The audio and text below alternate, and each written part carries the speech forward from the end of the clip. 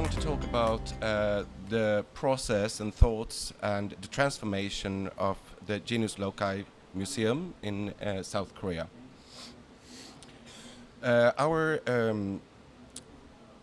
task in this project was to be both an interior architect, exhibition architect, a curator, and also a media producer. So the challenges that we had in this project was, in a way, to create relationships between cultures. Being from Scandinavia, being presented with a project on an island in South Korea, working with French Art Nouveau glass to be placed in a building by the Japanese architect Ando. So how do we approach that? I must say it was not a project that we immediately said yes to. It was a project that demanded a bit of thought.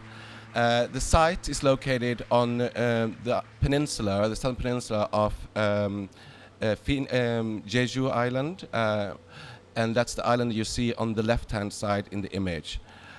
From the island, there is a direct connection to the volcano UNESCO site, which is called Sunrise Peak.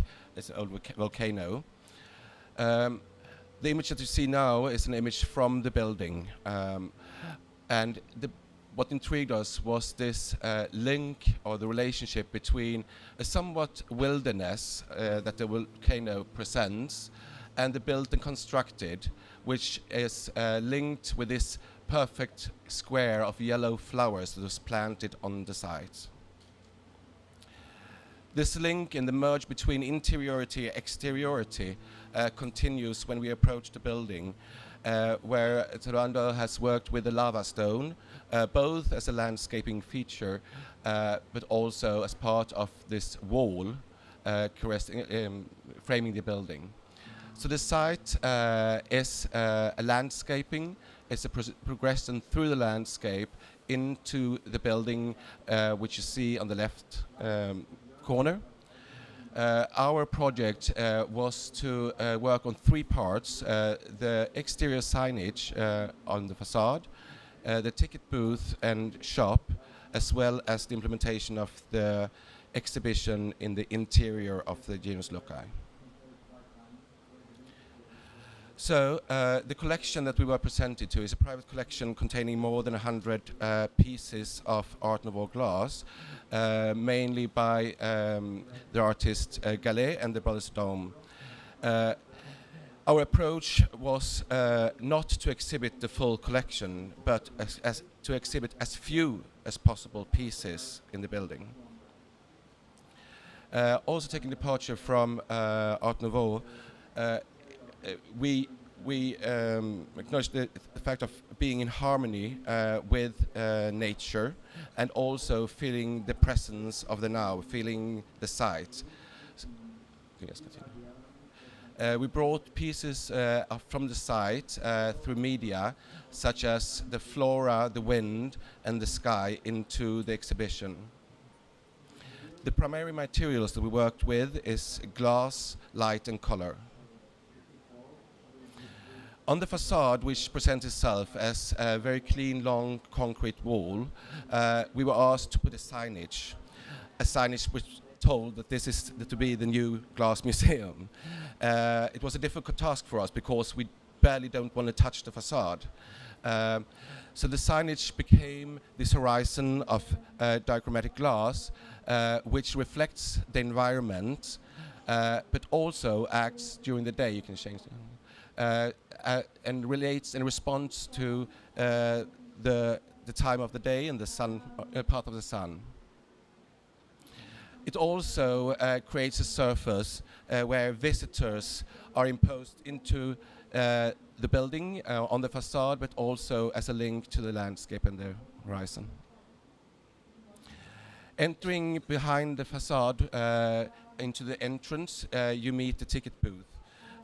This is the like a golden box, you could say, that reflects the surroundings, but also in a way will try to dissolve the corner. It's also an indication and a reflection on what's to be revealed behind the wall. So in the progression down towards the museum, you pass through the landscape that you saw earlier. The building is a perfect square divided into 3 main galleries and 1 reading lounge. The galleries were divided by are divided by hallways, and then we are introducing the Inspiration Gallery, the Masterpiece Gallery, Peak Gallery, and the exhibition is a thematic organization more so than a chronological organization. In the hallways, we are working with freestanding display cases, presenting the techniques and the artists behind the art and crafts. Display cases are custom made. We try to keep the framing as thin as possible. It's a steel, a brass framing, working with a display that integrates the light into the display case, working with colored light to try to emphasize the artifacts as much as possible. The first gallery that you enter is the Gallery of Inspiration. Here we are presenting the pieces very low. We are also bridging the Western and the Eastern culture, the Western expressed with a bench seating and the Eastern on the tatami mat. But also creating an intimacy between the art pieces exhibited and the visitors. The walls, maybe you go back. The walls are plastered with a stucco lustro, one being matte, one being glossy. The next gallery is the Peak Gallery. We're working with the horizon. Visitors here are presented with a 6-meter long display case where we present only one piece by Gallet, Le Mur Rouge, and the bordering display cases are open from 2 sides. Also, the long display case has a curve, a slight curve, which we introduced in order to being able to dissolve in a way the length and also to caress kind of the matte background. Yes. The last room is called the Masterpiece Gallery. Here we display one piece. There are only 2 of those mushroom lamps, one in South Korea, the other in Japan. This is presented as one display case in a circular space. The space is kept very clean. We avoid visible light fixtures so that the only light presented is the actual artifact. The acoustic in the space is a bit hard. You walk with bare feet in the exhibition, no shoes, so you feel the concrete and the cold in this space. Presenting further up, and before you exit, you meet the lounge area, the reading area. This is a space where the furniture that we designed expose the joinery, referring to the craft. We also introduce a platform in the center containing lava stones as kind of an introduction to your further a procession out to the exterior and back to the landscape again. The only exhibited pieces here are the colored lamps that you see in the background of the building. Thank you.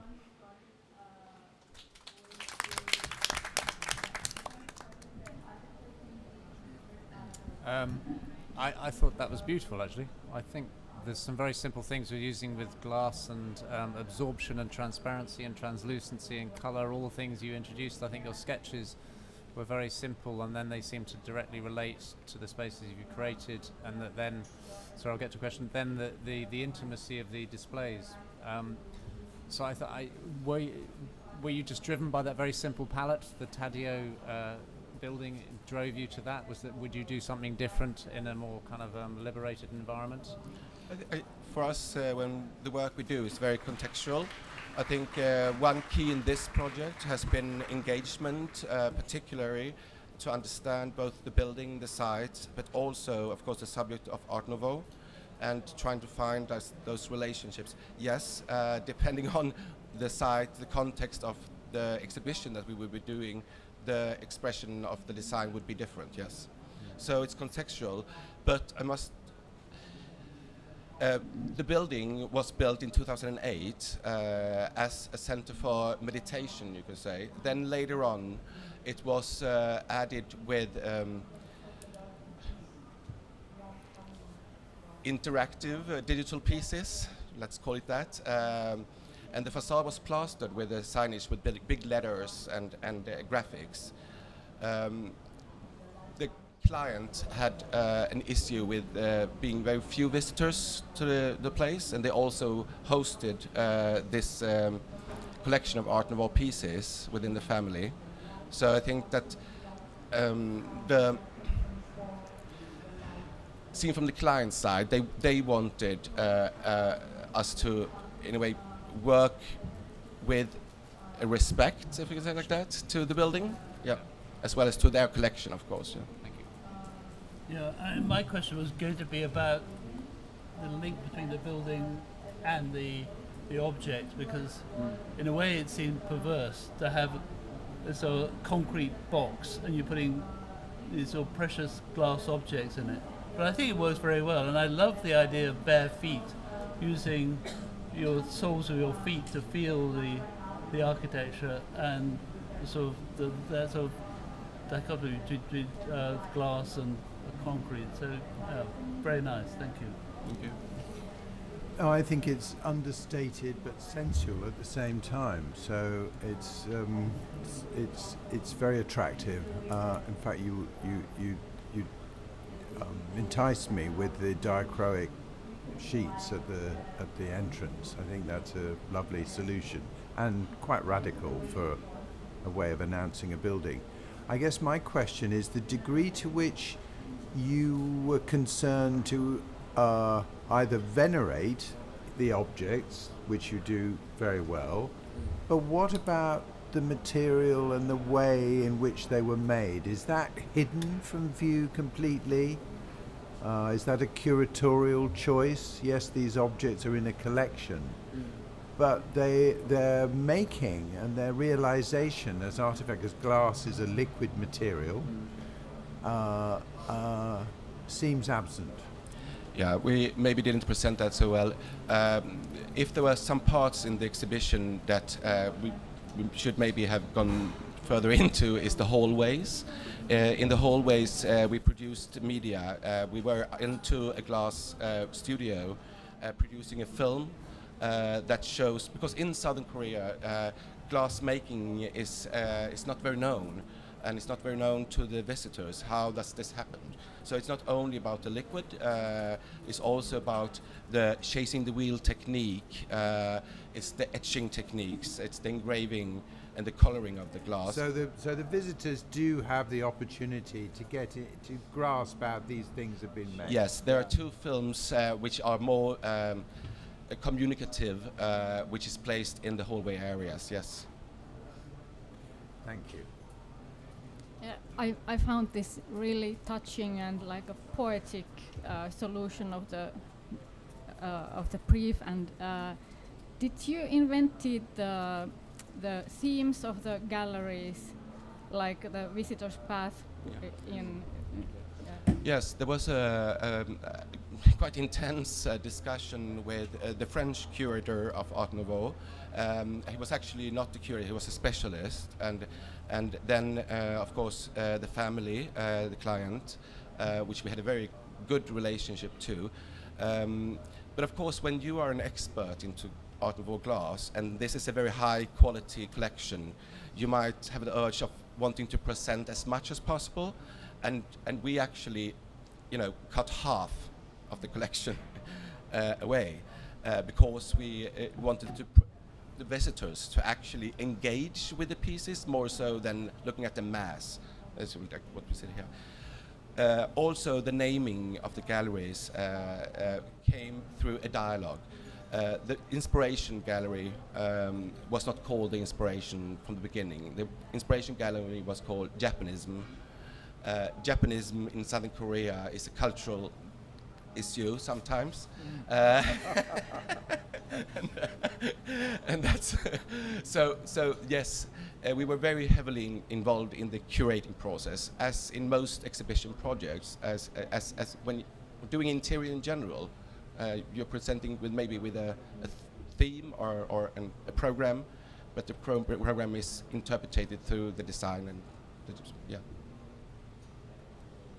I'm very impressed about your ability to have resolved so many issues that could have ended up in an absolute mishmash of styles and colors and materials. I mean, this being part of a volcanic island with a Tadao Ando piece which actually mimics the structure of a Palladian villa with an Art Nouveau glass display in South Korea. I'm just reminded of, a contrast of how the glass collections at Costa Boda is displayed, which is absolutely different. It's like black and white. So you seem to have this almost meditative, temple-like approach. Unsurprisingly, this was constructed as a temple, to admiring the beauty and discovering the temporality of reflection of light and color through glass, which glass actually as a material allows it to express. So I just can congratulate you for actually finding that unifying language. I noticed that you tried to research using colored glass, casting shadows, and by doing that, adding color to the facade. Yeah. And that seems to be almost linked to suprematism, constructivist aesthetics. How did you come to that conclusion? I think what we wanted, going back to the brief, basically, the facade is, in a way, I think I said in the beginning, the building is so immersive in itself, it could be left empty. That's enough. It's a good experience. Don't need any content. The building is the content. But this is placed on Phoenix Island, which is a touristic resort, and meaning you pay a fee to enter the building, and the client wants to have this to work. No one enters the building. Architects do. No one else, because there's a concrete facade. So we needed to express something that evoke an interest beyond for me, the concrete is enough. For many, it's not. The interior reflecting on the so exterior. that's the way. Like, we wanted to bring out the kind of a message. So there is something behind, and I think the facade signage works quite subtle. Even though some times of the day it's very expressive, but like, for instance, in the morning it's very calm. It's almost dissolving. So it's about, again, like this interior-exterior relationships that we wanted to create. I'll do it quick. Reminds me of Carlos Scarpa's insertion in Castelvecchio. Very, very well done. I also like the idea that the glass is a signage, the reflective glass is your ticket booth, and glass is a transparent for display. So everyone agree that the glass is good. I'm curious about your other material, which you described a little bit, which was in between the concrete and the glass. Yeah. Can you tell me a little bit about that decision and why that material? Yeah. So the climate conditions here, what's maybe not presented clearly, I don't know if anyone of you know the building, but when you enter the building, you actually walk down a ramp, so you enter from below, and then you descend up. The climate of Jeju Island is really hard. It's high humidity, high salt in the air. So we needed to work with materials, like pure steel, for instance, would not work because it corrodes very rapidly. Even the climate in the interior, we had to work with in terms of the air and the humidity control, because of the value of the artifacts. So we chose to work with solid oak, smoked oak, which is not necessarily maybe a material that relates to the site per se, but a material that we think links this idea about like crossing cultures. So that's why the base of the display cases and the interiority of this display cases is of the smoked oak, as is the furniture as well. Yeah. Thank you very much. Thank you. Thank you.